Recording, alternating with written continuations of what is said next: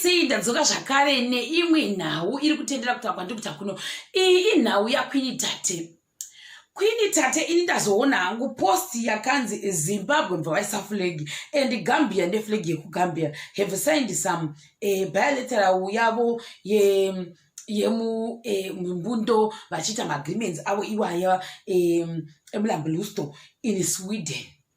#1 love, #1 Africa, #1 people. Ndo babaswa chi mufananidzo wemukomana uya mujaha wekuGambia avanga kabundira uyu tinomuti mumbundo ndokunenge wakanyatsa kuiswa mukati me6 pack. Ndo bvasachi mumbundo vakabata chi Burkina Faso kuti I don't know kuti chichikuitika pano tingo zvakare makorokoto kuna Queen Tate Licious ne agreement yavo yavaita.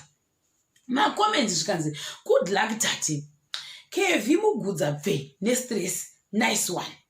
Nzanenda mberi ndosa kuti zuro kune ngundungu vaita live stream inangu andakwasa kuipedza ndokuti pama live stream aQueen Tate kunyanya vane vanhu ava panoitwa zvakawanda. Saka inini manje ndikati chitega hangu ndite exit asi ndozongoona zvavanenge vachiposta mapost avo as usual. Ndobva ndatozotora hangu this post yavo yavaisa zvikanzi Oga is gonna fight you nejuju. Handisi kuti vari kuvake vidhongo uya wegoriria here. Zvikanzi vamwe congrats zvikanzi chakasinga zvacho chikomana icho. Your happiness matters most. I'm happy for you Tate. Why are you so heartless? Neuyu anonzi Fatou Beuda handisi kuti unyira ipi. You want to spoil the boy future. This is what you done with the Nigerian boy last year.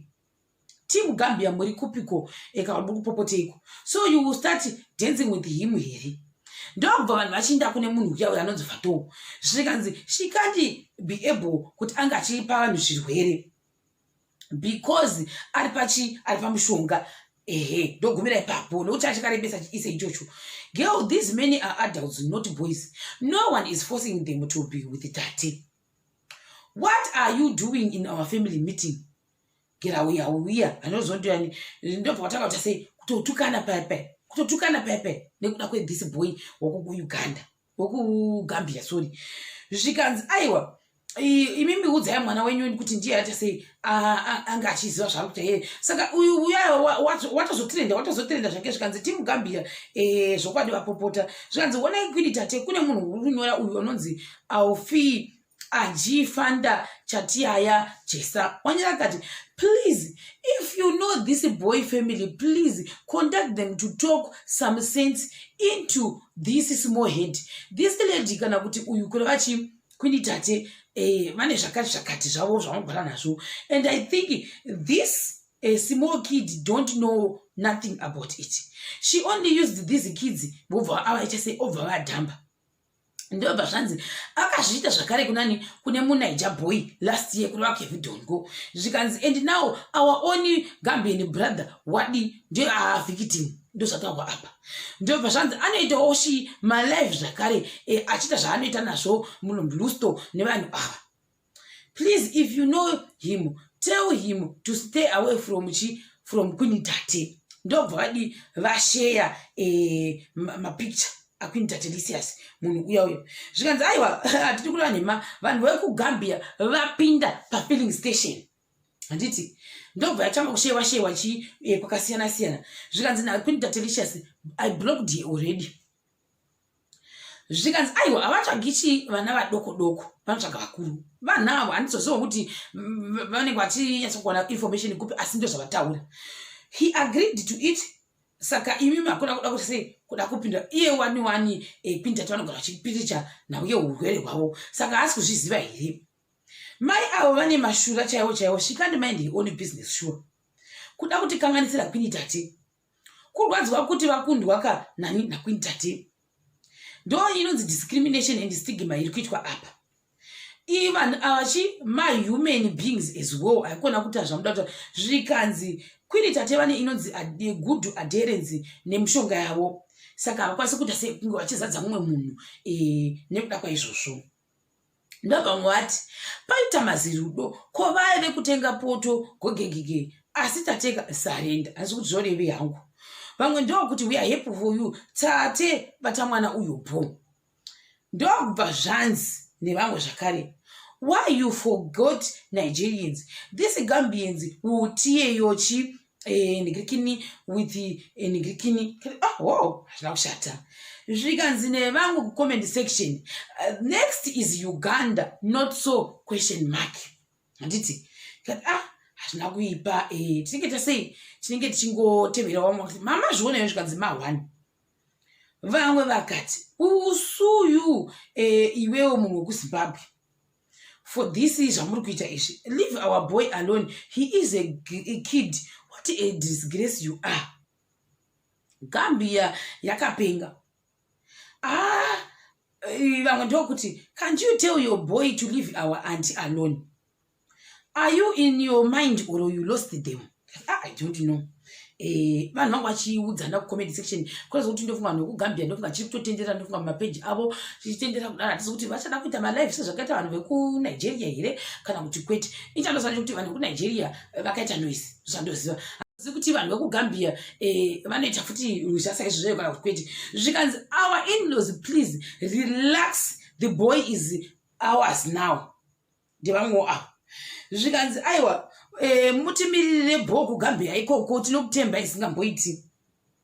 Ndevamwewo avo vamwe vakati the in-laws are not happy at all.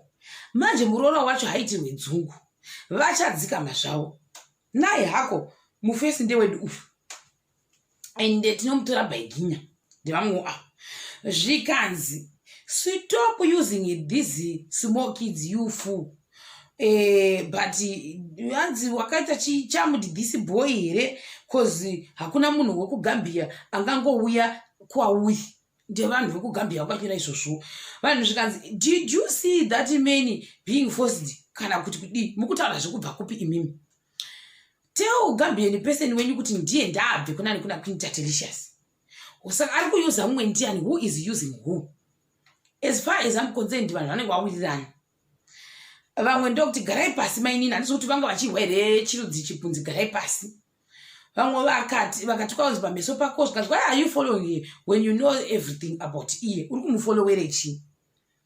Zvikanzi that boy knows everything about our queen. Ndozvavadi zvakataurwa nevanhu ava. In like I said, this live yavakazenge vachita nemunhu wavo uya vari mucherimba inangu handa kuiona maona manje ndakangoti ika inenge yandigombera. Ndobva Queen Tate vazonyora zvakare. Zvikanzi navo yes anozviziva kuti ini ndine chirwere and that I was murume before. Enemies endai munogara pasi.